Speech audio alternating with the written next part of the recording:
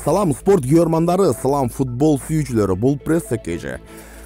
Азия кубогуна ойной турган кыргызстандык 23 футболчунун тизмеси жарыяланды.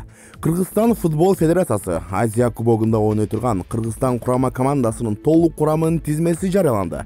Анда дарбазачылар Валерий Кашуба, Павел Матяш жана Кутман Кадырбеков, коргоочулар Тегго Даниэль, Ни Армах, Темирлан Козубаев, Айзар Акматов, Мустафа Юсупов, Виктор Майер жана Валерий Кичин, жарым коргоочулар Бахтияр Дүйшөбеков, Азиз Сыдыков, Эдгард Бернхард, Муралимжан Ахмедов, Ахлиддин Исраилов, Фархат Мусабеков, Турсунай Рустамов, Адылжан Абдрахманов, Антон Землянюхин, Бекжан Сагынбаев жана Кайрат Жыргалбек уулу.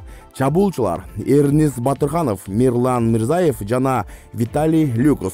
Башкы машыктыруучу Александр Кристинин. Футбол боюнча Азия чемпионаты 5 январдан 1 февралга чейин Бириккен Араб Эмираттарында өтөт. Тайпалык баскычта Кыргызстан курама командасы Кытай менен 7 январда, Түштүк Корея менен 11 январда жана Филиппин командасы менен 16 январда беттешет. Кыргызстандын тарыхында биринчи жолу Азия биринчилигине катышып жатат. Алга Кыргызстан, алга спортчулар. Чыпалак Баатыр милицияханага чакырылды. Чыпалак Баатыр билдирүүлөрү үчүн райондук ички иштер бөлүмүнө чакырылды.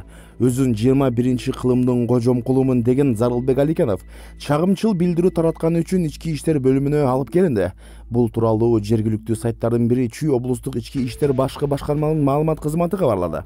Зарылбек Аликенов социалдык тармактардагы билдирүүлөрү үчүн Ысык Ата райондук милиция бөлүмүнө алып келинип, түшүндүрүү иштери жүргүзүлдү. Аны менен баарлашуу өткөрүлгөн соң кое берилди, деди басма сөз катчысы.